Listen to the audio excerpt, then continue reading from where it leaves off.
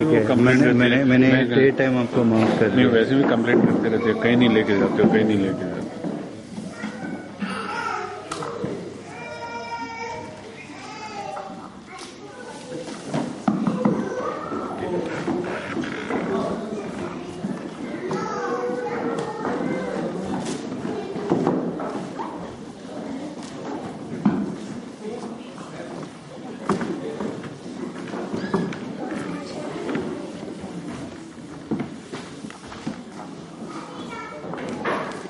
Good evening, everyone. ഞങ്ങളുടെ ഒരു ചെറിയ സ്കിറ്റ് അവതരിപ്പിക്കുകയാണ്. ഇതാരെയും പരിഹസിക്കുവാനായിട്ടുള്ളതല്ല, എന്നാൽ മറിച്ച് ചില സത്യങ്ങളെ ഹാസ്യരൂപേണ അവതരിപ്പിക്കാൻ ഞങ്ങൾ ആഗ്രഹിക്കുന്നു. സുവിശേഷവേല ഒരു രാജയോഗങ്ങളുടെ പരദീസയാണോ, അതോ കഷ്ടതയുടെയും യാതനയുടെയും നടുവിലും ദൈവം കൂടെയുണ്ടെന്നുള്ളതായ ഒരു വിശ്വാസത്തിന്റെ യാത്രയാണോ? ഞങ്ങൾ തുടങ്ങുകയാണ്.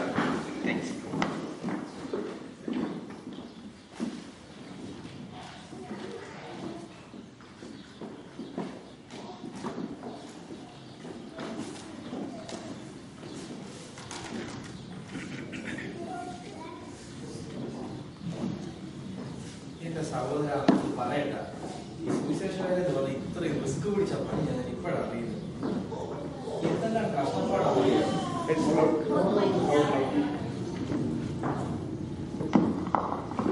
എന്തെല്ലാം കഷ്ടപ്പാടാണെന്നറിയാമോ ഉള്ള വിശ്വാസികൾ ചാടിപ്പോകാതെ നോക്കണം.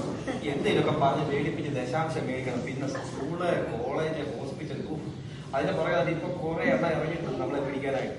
ഇപ്പൊ ഞാൻ ആകെപ്പാട് ടെൻഷനില്ല. അതുകൊണ്ട് ഞാൻ ഇപ്പൊ എന്റെ ഒരു പ്ലാന്, ഞാൻ സഹോദരനെ കൂടെ എന്റെ കൂടെ കൂട്ടും. അപ്പൊ നമുക്ക് രണ്ടുപേർക്കും കൂടെ ഇതങ്ങോട്ട് ഭംഗിയായിട്ട് ചെയ്യാം. സഹോദരന്റെ പ്ലാൻ എന്നോട് കൂടാൻ താല്പര്യമുള്ളൂ. ഇത് വലിയ കുഴപ്പമില്ല. എനിക്കാണ് ഈ പ്രസംഗിച്ചത് വലിയ എക്സ്പീരിയൻസ് ഇല്ല. പിന്നെ എനിക്കങ്ങനെ പ്രത്യേകിച്ച് പണിയൊന്നുമില്ല. വേണമെങ്കിൽ കൂടിയേക്കാം. ഇതങ്ങനെ വലിയ കഷ്ടപ്പാടിന്റെ പരിപാടികളൊന്നുമല്ല. ഇത് ഞാനൊരു കാര്യം ചെയ്യും. ഇപ്പം സഹോദരന് ഈ ക്രാഷ് കോഴ്സ് മോഡൽ ഒരു ക്ലാസ് എടുക്കാം. പിന്നെ ബാക്കിയെല്ലാം നമ്മൾ ഈ വിശ്വാസികളുമായിട്ട് ഇടപെടുമ്പോൾ വഴിയെ പഠിച്ചോളൂ. ഒരു 5 നെയ്മാണ്. ഇപ്പൊ എന്റെ പേര് കണ്ടില്ലേ? എന്റെ പേര് ബ്രദർ ഡോക്ടർ പവനായി കഞ്ഞിക്കുഴി. സഹോദരന്റെ പേര് കണ്ടു? ചെറിയ ചെറിയ വീട്ടുപേര് നായർ പറഞ്ഞു. അപ്പൊ അതങ്ങോട്ട് കട്ട് ഷോട്ട് ചെയ്തിട്ട് ചെറിയ നായരെന്ന് അങ്ങോട്ട് ഇടാം. അപ്പൊ അതിട്ട് കഴിഞ്ഞാൽ ഒരു ഗുണമെന്ന് പറഞ്ഞാലോ, ഈ ആൾക്കാരൊക്കെ ചെറിയ നായർ എന്ന് പറയുമ്പോൾ ഓർക്കും വല്ല നായര് കൺവേർട്ടായിട്ട് വന്നത്. ശരിയാണ്. അതുകൊണ്ട് ആ കാര്യം പഞ്ചിനെ മനസ്സിലായല്ലോ എന്തോന്നുള്ളത്. പിന്നെ അപ്പൊ ആദ്യം നമുക്കൊരു കാർ, അത് ബൈക്കിലൊക്കെ പോയി സുവിശേഷം പറയാൻ ഇന്നത്തെ കാലം പഴയ ഭാഷ അത്. ഓക്കെ. പിന്നെ ഐഡിയ കാറ് നമുക്ക് പള്ളിയിൽ പോയി ഒരു പ്രാർത്ഥന യോഗത്തിൽ കാറ് മേടിക്കുന്ന വിഷയം എന്നൊക്കെ പറയാം. പിന്നെ ചർച്ചിന്റെ ഇതിന് പണ്ട് കാണുന്നു. എന്റെ മുന്നേ സഹോദര മണ്ഡലത്തിലൊന്നും പറയരുത്. പള്ളിയിൽ പോയി കമ്മിറ്റിയിലെങ്ങാണ് ഇത് അവതരിപ്പിച്ചാൽ അവര് വല്ല സെക്കൻഡ് ഹാൻഡ് കാറ് വല്ല മേടിച്ചു തരും. കാറുള്ള വീട്ടിലെ അച്ഛനും അമ്മമ്മയെ അവരുടെ പിള്ളേർ കൊണ്ട് അവിടെ ഇവിടെയൊക്കെ ഇടിച്ച വണ്ടിയെ കൊടുത്തിട്ട് ഡൊണേഷൻ എന്ന് പറഞ്ഞ പള്ളിയിലോട്ട് നമ്മുടെ രാജകീയ പുരോഹിത വർഗമാണ്. അപ്പൊ നമുക്ക് വേണ്ട വണ്ടി ഒരു BMW. അടുത്ത ആഴ്ച നമ്മള് പള്ളി ചെല്ലുമ്പോ നമ്മുടെ പ്രാർത്ഥനയ്ക്കിടെ മധ്യസ്ഥ പ്രാർത്ഥന എന്നൊരു സംഭവം ഉണ്ടല്ലോ. അപ്പൊ അതിനിടയിൽ നമ്മൾ പ്രാർത്ഥിക്കണം, കർത്താവേ ഈ ദൂരത്തിലൊക്കെ താമസിക്കുന്നതായ മക്കളുടെ അടുത്ത് പോയി സുവിശേഷം പറയാൻ ഒരു കാറില്ലല്ലോ, തീർച്ചയായും മോട്ടോർ കൂടെ നടന്നു പോകാൻ പറ്റുമോ? അപ്പൊ പിന്നെ ആ പാലം കയറി ജോൺസന്റെ വീട്ടിലൊക്കെ ഒന്ന് പോണേ. അതുകൊണ്ട് നമ്മളുടെ ഇങ്ങനെ കൂടെ പ്രാർത്ഥിക്കണം. പ്രാർത്ഥിച്ചു കഴിഞ്ഞിട്ട് പിന്നെ നെഞ്ചത്തടിച്ച് ചെഞ്ചി അടിച്ച് കർത്താവേ ഞങ്ങൾക്കൊരു വണ്ടി തരണമേ എന്നൊക്കെ നിലവിളിച്ച് അങ്ങോട്ട് പറഞ്ഞു കഴിഞ്ഞാൽ ഉണ്ടല്ലോ, പ്രാർത്ഥന കഴിയുമ്പോ സഹോദരൻ ചോദിക്കും 1000 2000 നമുക്ക് പുതിയൊരു കാറ് പിന്നെ അടുത്ത വേറെ ഒരെണ്ണം മേടിക്കാനുള്ള പൈസ കിട്ടും. എന്റെ സഹോദര ബ്രദർമാര് ചെഞ്ചി അടിച്ചാൽ ഇതിനകത്ത് വിശ്വാസി ആരാ നാട്ടില്? അത് അമ്മാവന്മാര്. അതുകൊണ്ട് പിന്നെ അതിന്റെ അടുത്ത ആഴ്ച നമ്മൾ പള്ളിയിൽ പോയി ഒരു സാക്ഷിയൊക്കെ പറഞ്ഞേക്കണം. തീർച്ചയായും. അപ്പൊ കർത്താവും കാപ്പി നമ്മളും കാപ്പി. ഇനി സഹോദരനെ ഞാൻ ബേസിക് ആയിട്ട് കുറച്ച് കാര്യങ്ങൾ പഠിപ്പിക്കാം. സഹോദരൻ ആ ലുക്കൊന്നും നമുക്ക് ശരിയാണോ? ചെറിയ നായകളെ അപ്പൊ ആദ്യമായിട്ട് ഒരു ടൈ ഒക്കെ കെട്ടി കോട്ടും സൂട്ടും ഒക്കെ ഇട്ട് ഫോട്ടോ എടുത്ത് പാസ്പോർട്ടിന് ആദ്യം അപ്ലൈ ചെയ്യണം. അതാണ് നമുക്ക് ആദ്യം വേണ്ട ഒരു കാര്യം. ഓക്കെ. അതെ, ഞാനാണ് ഈ 10ാം ക്ലാസ് വൃത്തിയെ പഠിച്ചിട്ടുള്ളത്. ഈ മുണ്ട് ഷർട്ടൊക്കെ എടുത്ത് കാരണം കോട്ടുണ്ടായിരുന്നു എനിക്ക്. എന്റെ സഹോദര, ഞാൻ ആരാ? ഡോക്ടർ. എന്റെ പൊന്നു മോനെ, ഞാൻ എന്തെങ്കിലും പഠിച്ചിട്ടാണോ ഡോക്ടറേറ്റ് ആയി? പൈസ ഉണ്ടോ? സംഭവം ഉണ്ട്. അതൊക്കെ വഴിയെ കിട്ടിക്കോ, ദൈവം വഴിയെ തരും. നമ്മൾ അതിനെപ്പറ്റി ഓർത്ത് ഭാരപ്പെടണ്ട കേട്ടോ. അപ്പൊ എന്താ സാധിച്ചാൽ സൂട്ട് വിട്ട് കഴിഞ്ഞ് ഫോട്ടോ എടുത്ത്, കാരണം ഈ നാട്ടിൽ ഇപ്പൊ ഈ കോട്ട് സൂട്ട് ഇടാത്തവന്മാരുടെ പ്രസംഗം കേൾക്കാൻ ഒറ്റ ഒരുത്തരും വരത്തില്ല. ഇപ്പൊ ഇങ്ങനെ പോയി നിന്ന് സഹോദരനോട് പ്രസംഗിച്ച് ആരും മൈൻഡിയില്ല. കോട്ട് സൂട്ട് ആളും. അപ്പൊ നമുക്ക് അതൊക്കെയാണ് വേണ്ടത്. പിന്നെ പാസ്പോർട്ട്, അത്യാവശ്യമായിട്ട് പാസ്പോർട്ട് വേണം. ഇല്ലാത്ത ഒന്നാണ് പാസ്പോർട്ട് വേണം. പാസ്പോർട്ട്. കൂട്ടും സോട്ടും കൂട്ടും. ഇനി എന്താ? പാസ്പോർട്ട് എടുത്തെങ്കിൽ മാത്രമേ നമുക്ക് വിദേശത്ത് പോകാൻ പറ്റത്തുള്ളൂ. അപ്പൊ വിദേശത്ത് നമ്മൾ പോയി സാഹിത്യന്മാരെ വിശേഷം പോയി, അതായത് സുവിശേഷം കേൾക്കാത്ത സാഹിത്യന്മാരോട് അതാ ചോദിച്ചു വരുന്നത്. എന്റെ പൊന്നു സഹോദരൻ, അതൊക്കെ വല്ല കത്തോലിക്കക്കാരും ഒക്കെ ചെയ്തു, മർത്തോമക്കാരും വല്ല ചെയ്തു. അവരിങ്ങനെ ഈ സുവിശേഷം പറഞ്ഞിങ്ങനെ പിടിച്ചുകൊണ്ട് വന്നുകൊണ്ട് വെക്കും. എന്നിട്ട് പിന്നെ അടുത്തതിനെ പിടിക്കാൻ പറ്റും. ആ സമയത്ത് നമ്മൾ മറ്റതിനെ എടുത്തോണ്ട് അത് വരുമ്പോഴത്തെ അടുത്തത് നമ്മൾ റിസ്ക് ഫ്രീ ആണ് നമ്മുടെ പരിപാടി. തടി കേടാവില്ല കേട്ടല്ലോ. അതാണ് വേണ്ടത്. പിന്നെ അടുത്തൊരു കാര്യം എന്ന് പറഞ്ഞു കഴിഞ്ഞാൽ നമുക്ക് നന്നായിട്ട് ചിരിക്കാനുള്ള ഒരു കഴിവുണ്ടാകും. ചുമ്മാ ഇതങ്ങ് ചിരിച്ചോണ്ടിരിക്കും, ആരെ കണ്ടാലും ചിരിച്ചോണ്ടിരിക്കും. പിന്നൊരു കാര്യമാണ്, സുവിശേഷ വേലയിലെ ഇന്നത്തെ ഒരു മനുഷ്യനും അറിയത്തില്ല. അറിയാൻ മേലാത്ത 2 കാര്യങ്ങൾ ഞാൻ പറഞ്ഞു തരാൻ പോകുന്നു. ഈ 2 കാര്യങ്ങള് പ്രത്യേകിച്ച് മർത്തോമക്കാരും ഒക്കെ അറിയാമെങ്കിൽ ഇത്ര ആൾക്കാർ ചാടി പോത്തില്ലായിരുന്നു. അതിൽ ഒന്നാമത്തെ പോയിന്റ് എന്ന് പറയുന്നത് സുവിശേഷ വേല is A canvassing. Canvas shoe അല്ലല്ലോ, ക്യാൻവാസിംഗ്. ക്യാൻവാസിംഗ് സഹോദര നാട്ടിൽ LIC ഏജന്റുമാരെ കണ്ടു. പിന്നെ ഈ സുവിശേഷ വേല എന്ന് പറഞ്ഞൊരു പോളിസി എടുപ്പിക്കുക. പറഞ്ഞു തരാം. ഈ സുവിശേഷ വേല എന്ന് പറയുമ്പോൾ നമ്മൾ വിശ്വാസികളോട് പറയാം അവരുടെ ലൈഫിന്റെ ഇൻഷുറൻസ് എന്താ ചോദിച്ചാൽ പറയും, നിങ്ങൾ മരിച്ചു കഴിയുമ്പോൾ സ്വർഗത്തിൽ പോകും. ഓക്കെ. അപ്പൊ നമ്മളെ പോലുള്ള ലൈഫിന്റെ ഇൻഷുറൻസ് എന്തുവാ? ഇവര് മാസാമാസം തരുന്ന ദശാംശം. അതാണ്. അപ്പൊ LICക്കാര് വന്നിട്ട് ആൾക്കാരോട് പറയും, നിങ്ങൾ എല്ലാ മാസവും കൊണ്ട് ദശാംശം തരും, തന്നോണ്ടിരിക്കും, നിങ്ങൾ മരിച്ചു കഴിയുമ്പോൾ സ്വർഗത്തിൽ പോകും. അപ്പൊ നമ്മൾ പോയി പറയും, നിങ്ങൾ എല്ലാ മാസവും ദശാംശം താ, നിങ്ങൾ സ്വർഗത്തിൽ പോകും. നമ്മൾ പറയും, LICക്കാർ പറയും, നിങ്ങൾ മാസാമാസം കൊണ്ടെത്താ, മരിച്ചു കഴിയുമ്പോൾ നിങ്ങൾക്ക് എന്റെ ഇരട്ടിയായിട്ട് കിട്ടും. അല്ലെ 20 വർഷം കഴിയുമ്പോൾ അതിന്റെ 5 ലക്ഷം അടച്ചാൽ 10 ലക്ഷം കിട്ടും. അപ്പൊ മനസ്സിലായോ? മനസ്സിലായോ? അങ്ങനെ നമ്മുടെ ലൈഫ് ഇൻഷുർ ചെയ്തേക്കുന്നത് ഈ വിശ്വാസികളുടെ കയ്യിലാണ്. അത് ഒന്നാമത്തെ കാര്യം. രണ്ടാമത്തെ കാര്യം നമുക്ക് പഠിക്കാനുള്ളത് ഒരു ചെയിൻ സർവീസ് ആണ്. നമ്മൾ മർത്തോമക്കാർക്ക് പ്രത്യേകിച്ച് ഇല്ലാത്തൊരു സാധനമാണ്. ഈ 2 സാധനം ഉണ്ടെങ്കിൽ മർത്തോമക്കാരൊക്കെയാണ് എപ്പോഴും ചെയിൻ സർവീസ്. അത് മനസ്സിലായോ? പറഞ്ഞുതരാം. നമ്മളിപ്പോ സഹോദരൻ ഇപ്പൊ ജോലി ചെയ്യുമ്പോൾ ഒരു പുതിയ മനുഷ്യനെ കണ്ടു. നമ്മൾ അവന്റെ അടുത്ത് ചെന്നിട്ട് അവൻ ഏത് ജാതിക്കാരനാണ്, സഭ ഏതാണ് എന്നൊക്കെ പറയും. എന്റെ കാരണം ഈ യാക്കോബക്കാരനെ ഹാൻഡിൽ ചെയ്യുന്ന രീതി മർത്തോമക്കാരനെ ഹാൻഡിൽ ചെയ്യാൻ പറ്റത്തില്ല. മർത്തോമക്കാരനെ ഹാൻഡിൽ ചെയ്യുന്നതോടെ യാക്കോബക്കാരനെ പറ്റും. അപ്പൊ നമ്മൾ അവിടെ ചെന്നിട്ട് ആദ്യം അവരോട് പോയി വർത്താനമൊക്കെ പറഞ്ഞ് സ്നേഹിച്ച് അവന്മാരെ ഒരു പരുവാക്കും. അങ്ങനെ ഒരു പരുവാക്കി എടുത്തിട്ട് പിന്നെ അവരുടെ വീട്ടിൽ കണ്ടിന്യൂസ് ആയിട്ട് പൊക്കൊണ്ടിരിക്കും. അങ്ങനെ കുറച്ചാൾ കഴിയുമ്പോൾ നമ്മൾ ഒരു ഒഴിയാവാതെയായിട്ട് മാറും അവിടെ. അപ്പൊ ആ സമയമാകുമ്പോൾ നമ്മൾ അവിടെ ചെന്നിട്ട് ഒരു പ്രാർത്ഥനയൊക്കെ അങ്ങോട്ട് വെക്കണം. ആ സമയമാകുമ്പോഴത്തേന് അവർക്ക് തോന്നിയോ എനിക്ക് ജനിക്കാതെ പോയ സഹോദരനാണല്ലോ ഇത്. അപ്പൊ ഈ കരുവത്തിൽ നമ്മൾ അവിടെ ചെന്നിട്ട് ഒരു പ്രാർത്ഥനയൊക്കെ വെച്ചിട്ട് ഇടയ്ക്ക് അങ്ങോട്ട് ഇങ്ങനെ ഒന്ന് ഈ മീൻചാർ തൊട്ട് കഴിയുമ്പോൾ മുഖമൊക്കെ തുടഞ്ഞിട്ട് പറയണം, സാറില്ല പേടിക്കണ്ട, കർത്താവ് കൂടെ ഉണ്ട്. കർത്താവ് അതൊന്നും സംഭവിക്കത്തില്ല. എന്നാലും അമ്മാമ്മയാണെ പറയണം, ദൈവാത്മാ ഒരു കാര്യം കാണിച്ചിരുന്നു, അച്ചായൻ അങ്ങനെ ഒരു പ്രശ്നം ഉണ്ടാകുന്നു. അച്ചായൻ അതെ പറയണം, അമ്മാമ്മയ്ക്ക് ജോലി പ്രശ്നം, പിള്ളേർ വഴിതെറ്റിപ്പോ, ഇങ്ങനെ കുറെ കാര്യങ്ങളൊക്കെ പറഞ്ഞു. അതിന് വീട്ടിൽ പോകണം. 2 ദിവസം കഴിയുമ്പോൾ നിങ്ങളുടെ മൊബൈലിൽ നിങ്ങളുടെ വീട്ടിലെ ഫോൺ കോൾ വരും. എന്താ കാരണം എന്താ മനസ്സിലായോ? അത് പറഞ്ഞുതരാം. എന്റെ സഹോദര, ഇന്ത്യക്ക് പുറത്ത് പോയിരിക്കുന്ന മിക്ക മലയാളിയും 30 വർഷം അല്ലെ 40 വർഷത്തെ മോർഗേജ് എടുത്താണ് ഈ മോർഗേജ് ഉള്ളവരുടെ വീട്ടിൽ ചെന്നിട്ട് ജോലിക്കാരൻ അച്ചായനോ അമ്മാമയ്ക്കോ അസുഖം വരും എന്ന് പറഞ്ഞാൽ ആർക്കാ സങ്കടം വരാത്ത അതുകൊണ്ട് ധൈര്യം വിളിക്കും. ചിലവന്മാരോട്ട് വിളിക്കത്തില്ല. അങ്ങനെ ഉള്ളവന്മാരെ നമ്മൾ കണ്ടു കഴിഞ്ഞാൽ മൈൻഡ് ചെയ്യല് നമ്മുടെ ശത്രുക്കളെ പോലെ വേണം കാണാൻ. അതുപോലെ നമ്മൾ ഈ ക്യാൻവാസിങ്ങിന്റെ സമയത്ത് അമ്മ കൊടുത്ത സകല സഹായവും തിരിച്ചു മേടിക്കും. അപ്പൊ ഇത്രയും ചെയ്തിട്ട് മനസ്സിലായത്. പിന്നെ നമ്മൾ ഇവരോട് എന്നാ സംസാരിച്ചാലും സ്റ്റാർട്ടിംഗ് ഒരു കൊട്ടേഷൻ പോലും സാറിനോട് ഞാൻ പറഞ്ഞുതരാം. അത് ഞാൻ പഠിപ്പിച്ചില്ല, അപ്പൊ എഴുതി വെച്ച് പഠിച്ചോളാം.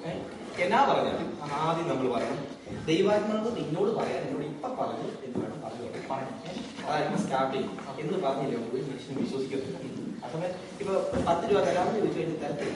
ഇങ്ങനെ ദൈവാത്മാവ് പറഞ്ഞു എന്ന് പറഞ്ഞു കഴിഞ്ഞാൽ 10 വെച്ചാൽ 20 മനസ്സിലായോ? ഇത്രയും കാര്യം ഇല്ലേ? ഇന്ത്യക്ക് വെളിയിൽ പ്രസംഗിക്കാൻ പോകുമ്പോ ദൈവത്തെ ഓർത്ത് ഒരിടത്തും പോയി അമ്മമാരൊക്കെ വെള്ളസാരി എടുത്തോണ്ട് വരണം, സ്വർണ്ണം ഇടലൊന്നും പോയി അവിടെ പോയി പറഞ്ഞേക്കരുത്. കാര്യം ശരിയാ, നമ്മുടെ അപ്പച്ചന്മാരൊക്കെ അങ്ങനെ പഠിപ്പിച്ചേക്കരുത്. പക്ഷെ അങ്ങനെയൊന്നും അവിടെ പോയി പറഞ്ഞേക്കരുത്. ഇല്ല, ഇതേപോലെ സഹോദര സ്വർണ്ണത്തിന്റെ ഒക്കെ വില കണ്ടില്ലേ? വെളിയിൽ പോയി സ്വർണ്ണം ഇടല്, വെള്ളസാരി എടുത്തോണ്ട് ഞാനാ പള്ളി വരാൻ പോകുന്നത് ആരും വരില്ല. അവിടെ അങ്ങനെയുള്ള കാര്യങ്ങളൊന്നും പറയുന്നത്. പിന്നെ നമ്മുടെ നാട്ടിൽ പോയി പ്രസംഗിക്കുമ്പോ നമ്മള് ഇംഗ്ലീഷിലെ പ്രസംഗിക്കാവും. ഇംഗ്ലീഷ് പ്രസംഗിക്കുന്ന കാര്യം പറയാം. അടുത്ത ആഴ്ച നമുക്ക് ഓക്ലാൻഡിൽ നൈറ്റ് വാച്ച് സർവീസ് ഉണ്ട്. അതെ അതെ. കഴിഞ്ഞ ദിവസം കൂടെ നമ്മുടെ തങ്കച്ചാനും സൺഡേ സ്കൂളിന്റെ ഞാൻ ഇന്നലെ രാത്രി ഒരു ദർശനം കണ്ടു. ഞാൻ ആ സ്കൈ ടവറിന്റെ മുകളിൽ ഇങ്ങനെ നിൽക്കുന്നു, കർത്താവിന്റെ ദർശനത്തിൽ കാണിക്കുക. അപ്പൊ ഞാൻ ഇപ്പോഴും ഓർത്ത് അവിടെ പോകുമ്പോ ഒരു കാര്യം ഓർപ്പിക്കണം. ഒരു കാര്യം, നമുക്ക് നമ്മുടെ മൂന്നാല് സുവിശേഷക്കാർ കുറച്ച് റിസോർട്ട് പണിയുന്നുണ്ട്. അതിന്റെ സംഭാവനയുടെ കാര്യം ഓർപ്പിക്കണം, മേടിക്കാൻ. പള്ളിയിൽ പോകുമ്പോഴേ അവിടെ കുറച്ച് പേര് എന്റെ പിരിവൊക്കെ ഒന്ന് മേടിക്കണം കേട്ടല്ലോ. അതൊന്ന് ഓർപ്പിച്ചേക്കണം. അങ്ങോട്ട് ഓടി ചെല്ലിപ്പോ കഴിഞ്ഞ ആഴ്ച പള്ളിയിലെ മീറ്റിംഗിനിടയ്ക്ക് അടിയായിരുന്നു. ഖജനാവ് കാലിയാണ്, ഫണ്ടില്ല, ട്രഷറർ അടിയായിരുന്നു, സെക്രട്ടറി അടിയായിരുന്നു. ഇതൊന്നും കിട്ടാൻ പോകുന്നില്ല. അവിടുന്ന് കിട്ടാൻ പോകുന്നില്ല അപ്പൊ അല്ലേ? കൊണ്ട് ശരിക്കും ഇരുന്ന് പ്രാർത്ഥിച്ചേ പറ്റത്തുള്ളൂ. കുറച്ച് പ്രാർത്ഥനാ വിഷയം ഉണ്ടല്ലേ?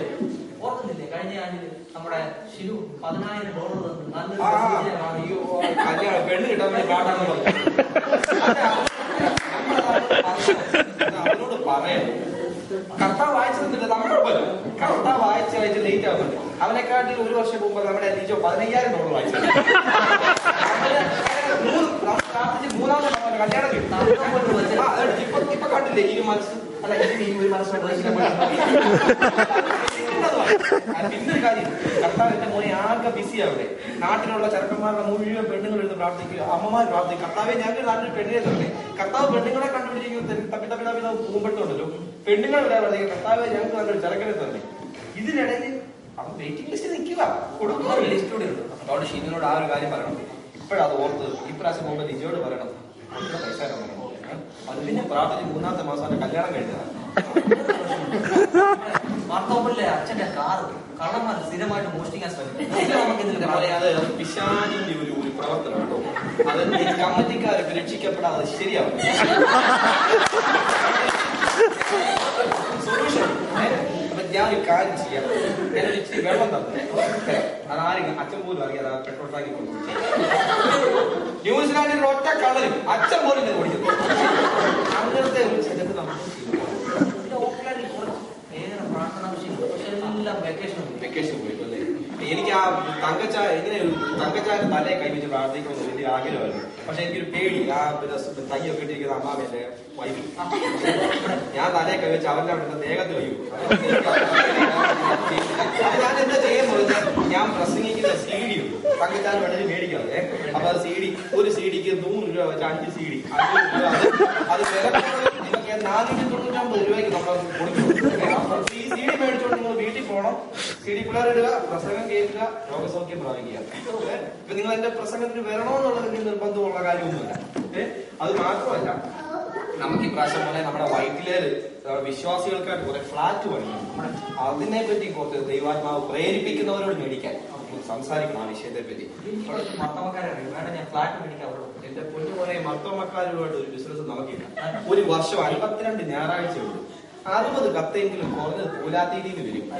ആ പ്രോജക്ട്, ഈ പ്രോജക്ട്, അവിടുത്തെ സുവിശേഷം, ഇവിടുത്തെ സുവിശേഷം, അതുപോലെ ജനുവരി 1 തൊട്ട് ഡിസംബർ 31 വരെ എല്ലാ ഞായറും ഓരോ സ്പെഷ്യൽ ഞായറാണ്.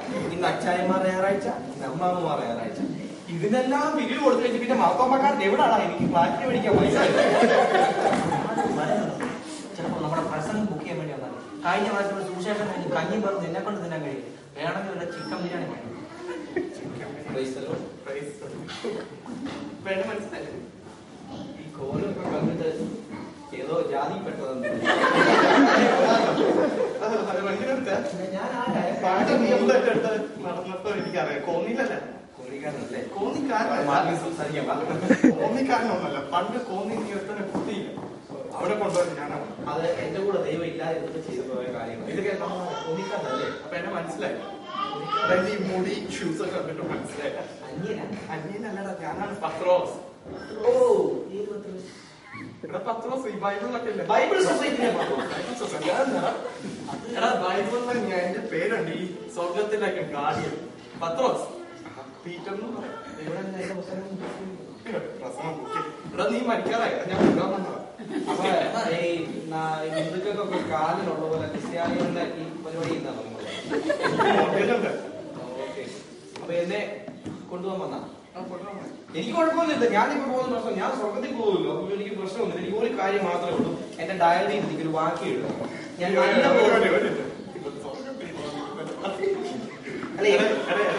ചെറുത്താനും ഇവിടെ നിന്നെ പുള്ളിക്കാരൻ പറയാം, നീ അവിടെ ചെന്നാലുണ്ടല്ലോ പുള്ളിക്കുന്ന പണിയില്ല. പിന്നെ ഞാൻ കാലൊക്കെ പിടിച്ചു. പിന്നെ ഹിറ്റാണ്ട് അപ്പുറത്തേക്ക് പോയി. ഞാൻ എന്തുകൊണ്ട് സ്വർഗത്തിൽ പോകുന്നില്ല? എന്റെ പ്രസംഗത്തിന്റെ ഞാൻ പറയാം, 10 ദിവസം പോലും നന്നായി പോകുന്നേ. എന്റെ പ്രസംഗത്തിന്റെ വീഡിയോ ഉള്ള അതിനകത്ത്. പിന്നെ അതായത് ഫേസ്ബുക്കിൽ ഞാൻ ഫേസ്ബുക്കാണ് ഞാൻ നിന്റെ പ്രസംഗത്തിന്റെ കാര്യമൊക്കെ അവിടെ. ഞാൻ കഴിഞ്ഞ ആഴ്ച തിരുവനന്തപുരത്ത് അവിടുത്തെ മീറ്റിംഗ് ഉണ്ടായിരുന്നില്ലേ? അവിടുത്തെ മീറ്റിംഗ് ഞാനില്ലായിരുന്നു, ഒരു പയ്യനെ കൊണ്ടുപോകാനാ പോയത്. അതായത് അവൻ അവിടെ റെയിൽവേ സ്റ്റേഷനിൽ തല വെച്ച് ചത്തു. അപ്പൊ ഞാൻ അവനായിട്ട് പോകുമ്പോ ചോദിച്ചു, നിന്റെ പ്രസംഗം കേട്ടിട്ട് അവൻ സൂയിസൈഡ് ചെയ്തു. എന്റെ പ്രസംഗം കേട്ടിട്ട് സൂയിസൈഡ് ചെയ്തു.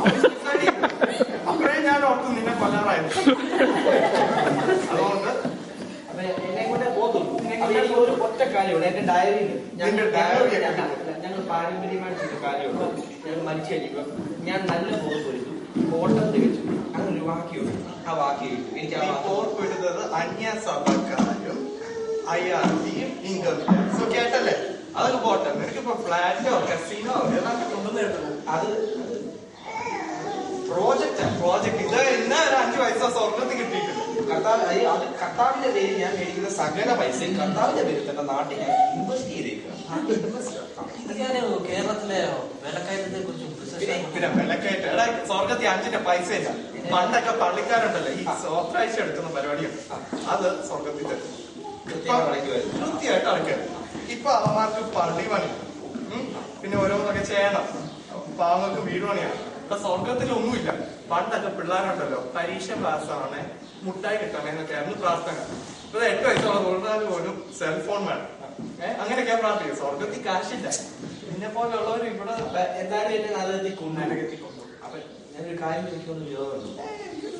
ഈ നരകത്തില് ഒരു സ്കൂളോ കോളേജോ വല്ല തുടങ്ങാൻ വല്ല സ്കോപ്പുണ്ടോ? അല്ല, എനിക്ക് അവിടെ വന്നാൽ എനിക്ക് സുവിശേഷം ചെയ്യണം, അതാണ് എന്റെ ഒരു ആഗ്രഹം. സുവിശേഷം എടാ, അതിപ്പം വെയിറ്റിംഗ് ലിസ്റ്റിലാണ്. വെയിറ്റിംഗ് ലിസ്റ്റും എടാ, നിന്നെ പോലെ ആദ്യമായിട്ടല്ല ഞാൻ കൊല്ലുന്നത്. കുറെ പേരുണ്ട്, അവരെല്ലാം ഇതൊക്കെ തുടങ്ങി കഴിഞ്ഞു. ഇപ്പൊ ലേറ്റ് ആയി. ഞാനെന്റെ 10 ദിവസം ചെയ്ത് കടുകയെ എനിക്ക് ആകെ നെഞ്ചിന് വേദനയും ശ്വാസം മുട്ടലും ഒക്കെ കൊല്ലാനോ? കർത്താവിന്റെ ഹിറാക്കി നടന്നു. നീ പേടിക്കണ്ട മോനെ, നിന്നെ ഞാൻ കൊണ്ടുവരുന്നു.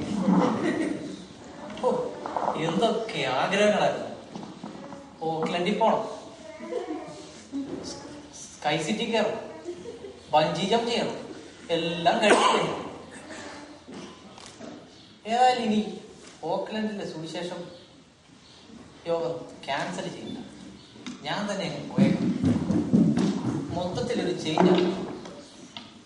ഈ സ്റ്റൈലൊക്കെ ഒന്ന് മാറ്റി, ഷൂട്ടും കോട്ടും, മൈക്കിന് പോലെ ഒരു ബ്ലൂടൂത്തും, പിന്നെ ഈ തടയിൽ കൈവിടുന്ന പരിപാടിയൊന്നും വേണ്ടി പ്രാർത്ഥിക്കുമ്പോൾ ഒരു തൂവാല വീശുവോ മറിച്ചിടുകയോ വല്ലതും ചെയ്യും.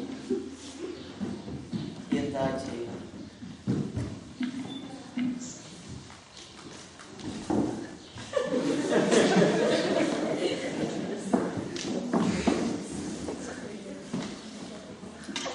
പ്രിയമുള്ള വിശ്വാസികളെ, അടുത്ത ആഴ്ച ഞാൻ ഓക്ലൻഡിൽ നിങ്ങൾക്ക് വേണ്ടി സുവിശേഷം പറയാൻ വരികയാണ്. പ്രത്യേകം ഈ വർഷം നൈറ്റ് വാച്ച് സർവീസിനായി കോട്ടിട്ട് തങ്കച്ചാനെ പ്രസംഗിക്കാൻ ഞാൻ അനുവദിക്കുന്നതല്ല, ഞാൻ തന്നെയായിരിക്കും പ്രസംഗിക്കുന്നത്. അപ്പോൾ നിങ്ങളെല്ലാം മയങ്ങി വീഴും. അതുപോലെ തന്നെ ദൈവം അനുഗ്രഹിക്കട്ടെ എന്നെയും എൻ്റെ കുടുംബത്തെ. കൊടുക്കും.